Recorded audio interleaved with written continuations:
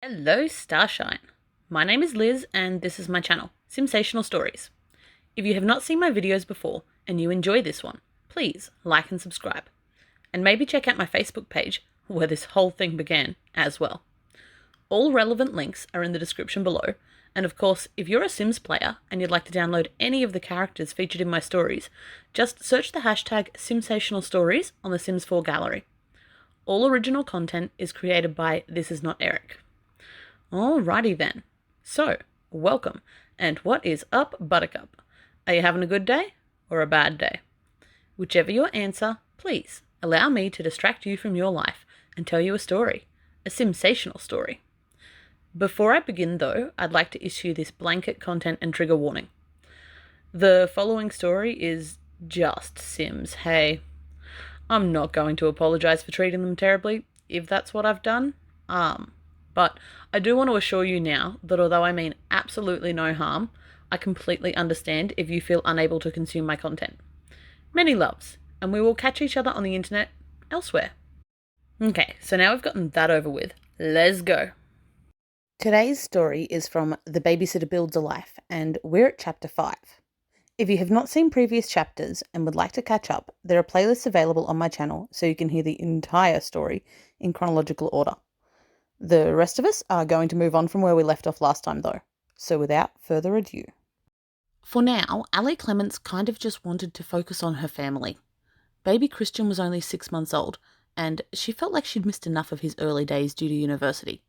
She kind of just wanted to stay home for a little while if she could. She knew it would be difficult. They were already struggling financially. And with her degree, she could have got a good job, but she just couldn't help it. She wanted to enjoy this time while she could. Being home, even with 2 kids, was surprisingly peaceful for Ali. She'd been so busy for so long. She had been so young when she had fallen pregnant with Cleo, and she had been on the go ever since. Pregnancy, birth, getting together with Ashley, university, pregnancy and birth again, graduation. It had all happened so fast. Now that she had another baby, her degree and an amazing supportive partner, surely she deserved a little break. This put a lot of added pressure on Ali's partner, Ashley Henry. He was now the sole breadwinner for the family, and although he was passionate and confident about his musical talent, it was definitely a struggle to know that as a freelance musician, he now had to get enough gigs that paid enough money to pay all of their bills, or they would all be in trouble. Ashley poured himself into his work, spending as much time as possible, not just performing at bars and clubs, but busking in the streets around the city as well. He would come home as the sun rose, eating his dinner while Ali had her breakfast, and throwing the cash he'd earned that night on the table before going straight to bed. What family time they managed to snatch was at odd moments. Breakfast at 2, or dinner in the mornings. Their lives revolved around the chaotic routines and rhythms of babies and beats, neither of which were that predictable. Ashley and Ali were both young and flexible though, and somehow they thrived in the madness. It made things interesting, and they shared a passion to succeed throughout and despite whatever came their way. The nature of Ashley's work meant that Ali spent a lot of time home alone with the kids, but she didn't mind that at all. Their small yet affordable apartment was rather easy to keep clean, even with a 4-year-old, and Christian was an easy baby. Cleo was such an independent young soul too, that once she was occupied with her toys, Ali could basically leave her alone and get on with her own day. Cleo was growing up too. She had already learned all her letters and numbers, up to 100 anyway, and her favourite colour was lilac. Soon she would be going to school, and she couldn't wait. She wanted to be a big girl so bad, and she could barely believe that she had once been as little and as helpless as Christian was now. But even he was growing. He was crawling and babbling and almost ready to toddle already. Ashley Henry was a wildly talented musician. He had an ear and a flair for music that nobody could deny, and he was a consummate performer who could read the room, or streets, mood in a moment. He began to make a name for himself in the pubs and clubs of San Myshono, slowly growing in fame and acclaim due, if nothing else, to his constant presence on the local scene. Ali would sometimes come to Ashley's performances, bringing her daughter Cleopatra with her. The little girl loved watching her daddy on stage and was very insistent that she too one day was going to be a rock star, which Ali thought was adorable. Ashley loved having them there and would give a shout out to his beautiful girls every time, insisting that they both came up on stage and took a bow. That year, they had their first ever proper Christmas as a family. They'd always been too poor before now, but Cleo was finally old enough to understand a little, and Ali had sold a few paintings on Popsy to help bolster their savings so they could afford a few presents for each other. And Ali never found out how or where from, but days before Christmas, Ashley had brought home an amazing Christmas tree for them all to decorate together. These were the days they would one day look back on with fondness in the years to come, for although they often struggled to make ends meet, their life together at this stage was so simple and sweet. The Clements family was poor in funds, but rich in love, and they had big dreams they were sure they would achieve.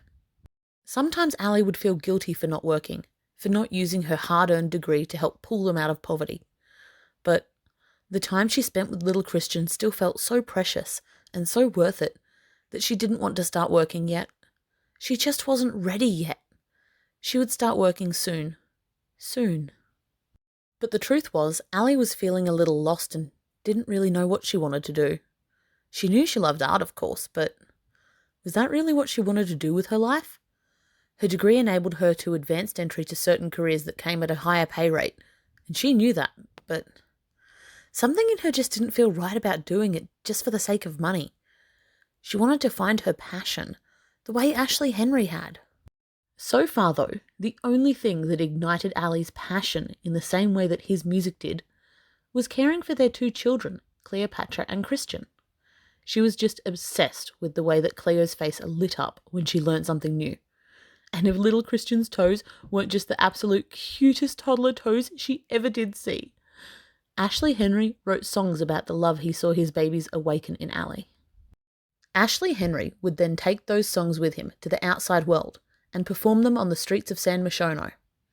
It was hard work earning enough money to support his family, but somehow he always managed it. His music had earned him a name in the local scene and, he hoped, would eventually catch the ear of the right person. Ashley performed 5 to 6 days and nights a week back in those days. It was no wonder that he was soon considered a local celebrity on the club scene, with his handwritten lyrics striking at the hearts of many. He sung clearly with a resonant tone about love and life, and he had a flair for recognizing the mood of the room and pandering to it. He was soon being hired to play at weddings as well as pubs and clubs. Christian had just turned 2 when Ashley Henry finally had his big break.